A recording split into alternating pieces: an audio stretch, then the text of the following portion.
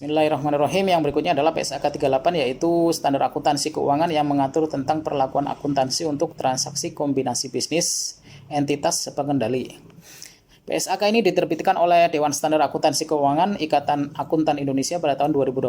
Tujuannya adalah untuk memberikan pedoman akuntansi yang dapat digunakan oleh perusahaan untuk menyajikan laporan keuangan yang andal dan relevan.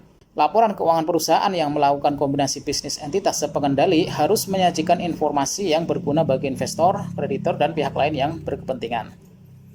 Kemudian tentang ruang lingkupnya, PSAK 38 ini berlaku untuk semua transaksi kombinasi bisnis entitas sepengendali.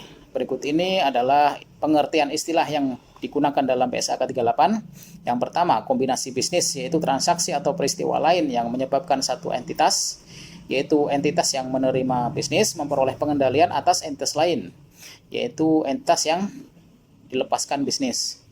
Yang kedua, entitas sepengendali adalah dua atau lebih entitas yang berada di bawah pengendalian yang sama. Yang ketiga, pengendalian, yaitu hak untuk mengarahkan kebijakan keuangan dan operasional suatu entitas sedemikian rupa sehingga dapat memperoleh manfaat dari asetnya, menanggung kewajibannya, dan menggunakan sumber daya ekonominya. Kemudian tentang pengakuan dan pengukuran, PSAK 38 ini menganut metode penyatuan kepemilikan untuk mengakui dan mengukur kombinasi bisnis entitas sepengendali. Yang pertama, entitas yang menerima bisnis mengakui aset dan kewajiban entitas yang dilepaskan bisnis pada nilai wajarnya pada tanggal kombinasi bisnis. Yang kedua, entitas yang dilepaskan bisnis mengakui keuntungan atau kerugian dari kombinasi bisnis sebagai bagian dari laba atau rugi periode berjalan.